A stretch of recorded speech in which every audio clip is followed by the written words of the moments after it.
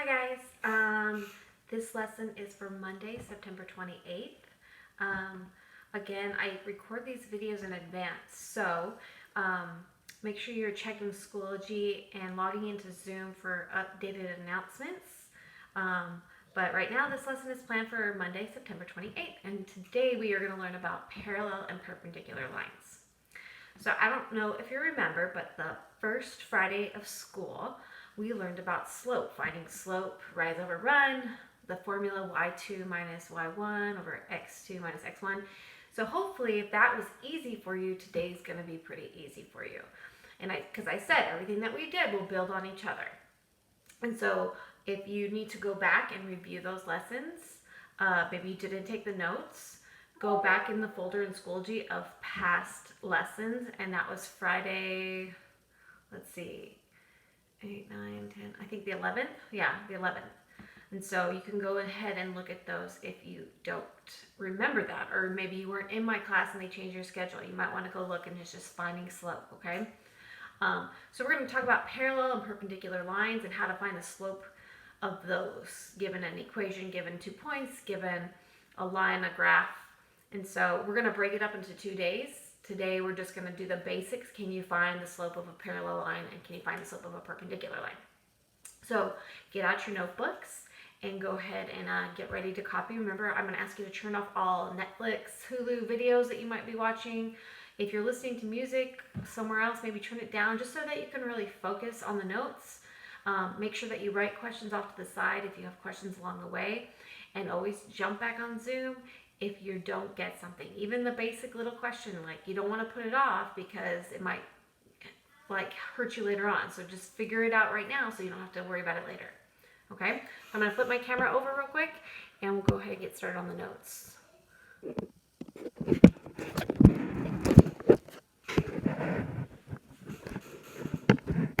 Okay, so I'm going to move this a little bit.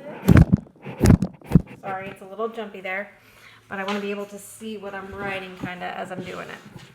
All right, so today is 9-28, and we're going to be doing parallel and perpendicular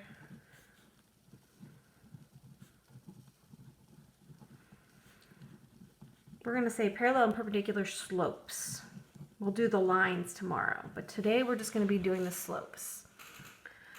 So parallel lines. Let's talk about parallel lines. Most of you probably know what parallel lines are. Parallel lines are lines that never touch. So let's say I go here. I'm going to actually put points on there. I don't know. No, I'm not going to put points, but it doesn't matter. I'm going to draw my best. So if I'm looking at this, right, these lines, it's not the perfect parallel lines, but you can see if they go on forever because the 2 arrows on each end. And if they went on forever, they would never ever touch. And so what I want to talk about is the slopes of these lines. So let's say I start here, right? We know that slope is rise over run. Now I don't have 2 distinct points, but we'll just pretend, right? If I go up 1 over 2, I'm on the line. If I start here and I go up 1 over 2, I'm on the line. And so parallel lines have the same slope. If you can remember that, that's the main thing that I want you to remember today. And so that one's pretty easy. Perpendicular lines get a little bit more confusing. So, and the way they denote this, I'm going to write it over here, is you'll see this later on, is like this. So when you see that, it's telling you, hey, we're talking about parallel lines. Not the parentheses, but just what's in there. Now, perpendicular lines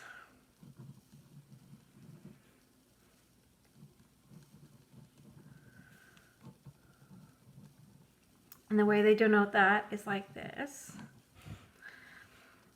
So they make a 90-degree angle when they cross. So let's say here's one line. I'm going to do the best I can. I'm going to have to turn my paper a little bit.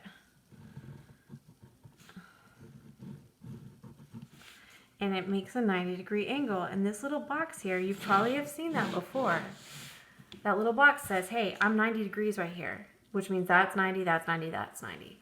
And that's what makes them perpendicular. Now for the slopes, it has a negative reciprocal. So we're going to write that, but then I'll explain it. Negative reciprocal slope. And so those are the fancy terms to it. I'm going to tell you how to do it. We're going to say flip the fraction and change the sign.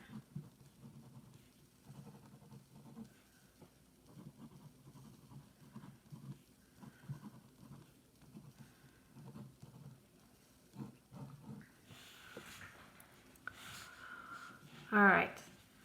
So I'll show you more examples of what that looks like. This one's pretty basic, but this one you're gonna have to make it a fraction if it's not already a fraction, and also that's real easy to do. You just put a 1 under it, and then you gotta flip it and change the sign. So if it's negative, it becomes positive, and if it's positive, it becomes negative.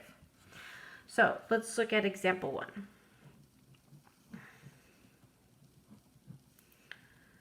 Okay, find the slope of a line parallel and perpendicular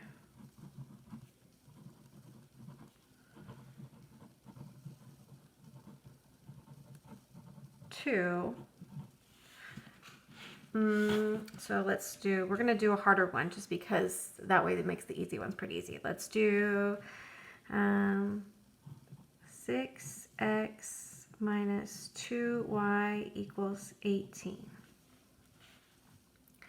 Now, I'm going to so there's the question. Now, if you look back at your slope notes, and we can even look back because I have it right here, right?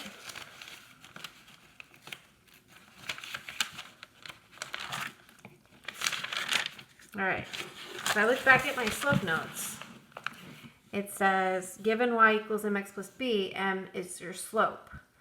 But, so we need our equation to look like this. Remember what that's called? Slope-intercept form. So my equation doesn't look like that. It's not y equals. So we're going to have to change it so that it's y equals. So we want y equals mx plus b. So let's take this, 6x minus 2y equals 18, and let's solve for y. Which means we want to take this 6x and move it right here after the equal sign. So because it's positive, we're going to subtract 6x. We're going to subtract 6x. 6 minus 6 goes away. I'm going to bring down this negative 2y equals negative 6x and then a positive 18.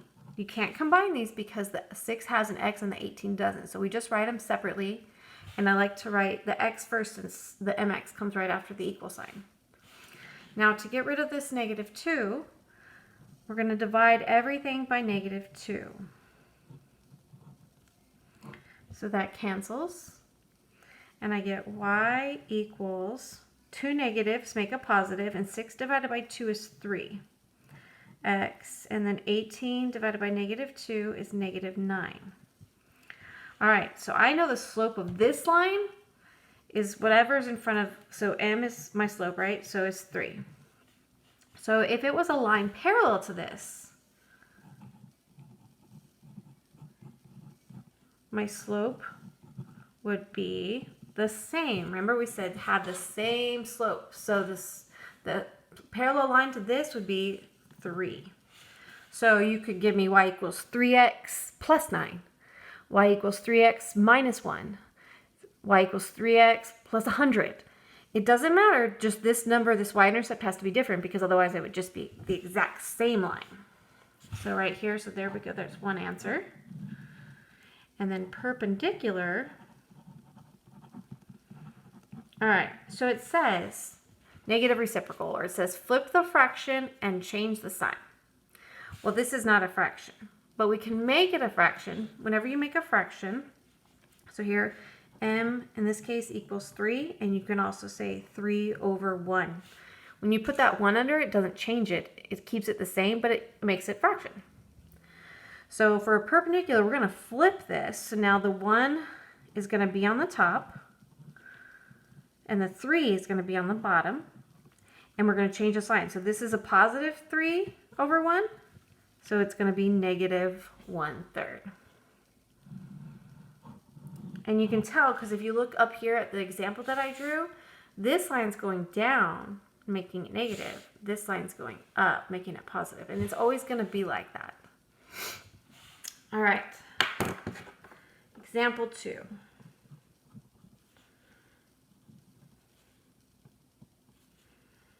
Find the slope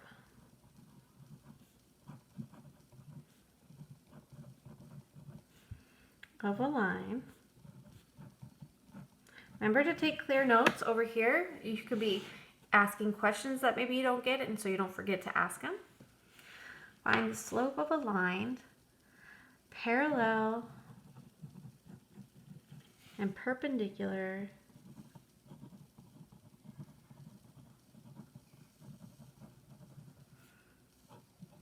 to, and I'm going to give you a graph.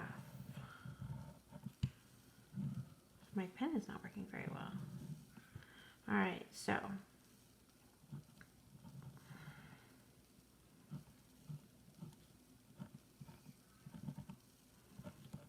you don't have to put all these points if you don't want to. But mainly you just need these points. All right, so we want the slope of a line parallel and perpendicular to this one. So first thing we need to do is find the slope of that line. So we wrote in our notes about slope that slope equals rise over run. So in this case, now if I'm going too fast, make sure you pause the video, okay? I'm going to start at the top point and I'm going to go down 1. So my rise is -1, because rise always goes up or down. If it goes down, it's negative. If it goes up, it's positive. And my run is going forward 2, so it's +2. And now, run is always left to right. If you're going forward, it's positive. If you're going backwards, it's negative. So you could have started at the bottom, and you would have got -2 because you're going backwards, and then +1. And it still equals the same thing because it doesn't really matter where you put this negative sign. I always put it on the top. So I'm going to rewrite this as just -1/2. So we have it there. There's our slope. So if it's parallel, my slope is going to be the same. So my slope is -1/2. And perpendicular, the slope is going, it says to, what did we write up there? Flip the fraction and change the sign. So if I flip this, that means the 2 is going to be on top. The 1's going to be on bottom. If this whole thing is negative, then this whole thing is going to be positive. It's not the 1 that's negative, it's the whole fraction, okay? It kind of like, once you put it on the 1, it goes with the whole thing. And so it becomes positive. Now, just like we did on example 1, where we put the 1 under, you don't have to write the 1, so you can say the slope is just 2. Now, I wouldn't take off if you put 2 over 1, though. And there you go. Your slope is 2. Now, if you don't like using rise over run, remember you could have used y2 minus y1 over x2 minus x1 and just gotten the points 0, 1, and 2, 0, and done the slope formula. You would have got -1/2, and you could have done the same thing, okay? So go ahead and go on me. All right, so go ahead and come back on Zoom at the appointed time. Now, I know school's in session now, so I don't know exactly when that's going to be. So come on Zoom, ask for help. I'm sure there's going to be times where you can come on. But you have 5 questions to try on your own. Make sure you view at the end so you can check your answers, okay? And I hope you have a great day.